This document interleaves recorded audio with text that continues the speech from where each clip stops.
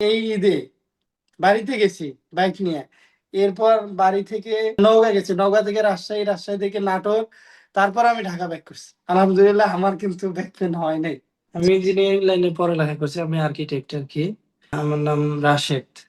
First time feel করি হচ্ছে অফিসে আর কি। একদিন চেয়ারে বসে থাকতে হঠাৎ করে আমার পিছনে মানে একটু ব্যথা করলো, ছিলাম এই অবস্থায় আমার পিছনে একটু ব্যথা ফিল হয়।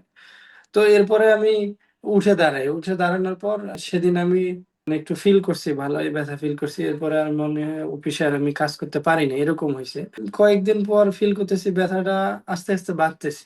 তখন আমি চিন্তা করলাম যে একটু ডক্টর দেখানো উচিত। যখন আমি ডক্টর দেখাইতে গেলাম আর কি, পিজি হসপিটালের আসলে উনি অধ্যাপকই, তো প্রাইভেট হসপিটালে বসে ওখানে আমি দেখাইতে গেছি। তার আগে আমি এক্স রে করছি আর কি। পরে উনি বললো যে এরকম কোনো সমস্যা না। তো উনি কিছু আর কি ব্যায়াম আমাকে দেখাই দিয়েছে যেগুলো করার জন্য আর কি। মানে একদম নর্মাল ওষুধ দিছে আর কি, প্যারাসিটামল যেটাকে বলা হয় এরকম টাইপের। কিছুদিন খাইছি, খাওয়ার পর মানে ব্যথা আসলে আমার কমতেছে না, কিন্তু নামাজ পড়তে আসলে ভালোই কষ্ট হচ্ছে। বেশি করে যখন আমি রুকুতে যাই, তো রুকুটা কিন্তু আমার সম্পূর্ণভাবে হচ্ছে না, এটা আমি বুঝতেছি। পুরোপুরি যখন নুইতে যাই তখন আমার ব্যথা লাগে।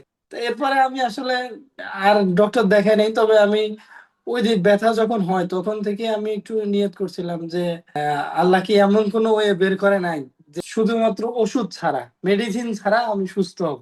মানে এরকম আমি দোয়া করতাম মোটামুটি 2-2.5 বছর। এইটা ওষুধ খেয়ে যদি মানে ভালোই হইতো, তো পরবর্তীতে এই পেনটা কেন আবার আসে? তা আমার কোশ্চেনটা ওই জায়গায় ছিল। যে দেখি যে আমার সাথে একজন আছে ভাই, উনার ব্যাক পেন আছে, উনি ওষুধ খায় আরাম হয়, কিন্তু কিছুদিন পর আবার হয়। তো তখন আমি আল্লাহর কাছে বলছি যে যদি আমি ওষুধ খাই আরাম হয়, আবার ওষুধ খাবো আবার সুস্থ হবো, এটা আমার কাছে একটা মানে কেমন জানি একটু মনে হয়েছে। যে আমি তখন আর কি বলছিলাম যে আল্লাহ কোনো ন্যাচারাল কোনো কিছু আছে কিনা। আল্লাহ তাআলা আমার দোয়া কবুল করে, সাদ্দাম ভাইয়ের ভিডিওটা সামনে আসে, ভালো করে যাচাই করি যে আসলে কি বলতেছে। পরে আমি যেটা চাচ্ছি সেটাই আমার সামনে আসছে। তো সাদ্দাম ভাই তখন বললো একটা ফ্রি ক্লাস নিবে আর কি। উনি আসলে বুঝাইলো যে ব্যথাটা হয় কেন, এইটা আমাকে বুঝাইছে। তখনই আমি বুঝতে পারছি যে না, আমার বুঝটা আর ভাইয়ের বুঝটা তো ঠিকই আছে। কারণ ব্যথাটা আমার হয়েছে কোনো একটা নার্ভের সমস্যা বা আমার দুর্বলতা বা যে কোনো একটা প্রবলেমের কারণে। এখন এইটা আমি ওষুধ দিয়ে কিভাবে সলভ করব? আমাকে ফিজিক্যালি মানে যদি আমি ঠিক হইতে পারি তাহলেই তো সম্ভব। উনি খুব সুন্দর করে এক্সপ্লেন করে বুঝাইছে। এরপর মানে আমার খুব দিলে লেগে গেছে। এরপর তো আপনাদের কোর্সে ভর্তি হয়েছি। তো আলহামদুলিল্লাহ টানা 3 মাস কোর্স করাইছে। এতে করে কি হয়েছে আমার আসলে, আগে যে আমি রুকু দিতে একটা মানে রুকুটা আমি ঠিক মতো দিতেই পারতাম না, কিন্তু ওই জিনিসটা আলহামদুলিল্লাহ এখন কিন্তু আমার আর নাই। ব্যথাটা হয় আমাদের দৈনন্দিন যে কাজগুলো আমরা করি না, এর মাঝে কিছু ভুলের কারণে। যদি আমরা এগুলা একটু মেনটেন করে চলি, তো আলহামদুলিল্লাহ আশা করা যায় যে ব্যাক পেইন থেকে খুব দ্রুত আসলে মুক্তি পাওয়া যায়। এখন আমি আপনাদের ওই ব্যায়ামটাই ফলো করতেছি। তা আমি ফিডব্যাক পাচ্ছি। আমি বলতেছি না যে একেবারেই ভালো হয়ে গেছি, কিন্তু এইটা করলে একেবারে ভালো হওয়া সম্ভব, তবে কন্টিনিউ করতে হবে। একটা জিনিস আমার অকেজো হয়ে গেছে, এটা আমি যদি ঠিক করতে যাই আমার সময় অবশ্যই লাগবে।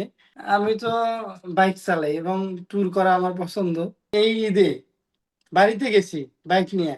এরপর বাড়ি থেকে রাজশাহী গেছি, মানে কুড়িগ্রাম থেকে রাজশাহী গেছি, রাজশাহী থেকে মানে নওগাঁ গেছি, নওগাঁ থেকে রাজশাহী, রাজশাহী থেকে নাটোর, তারপর আমি ঢাকা ব্যাক করছি। আলহামদুলিল্লাহ আমার কিন্তু ব্যাক পেন হয় নাই।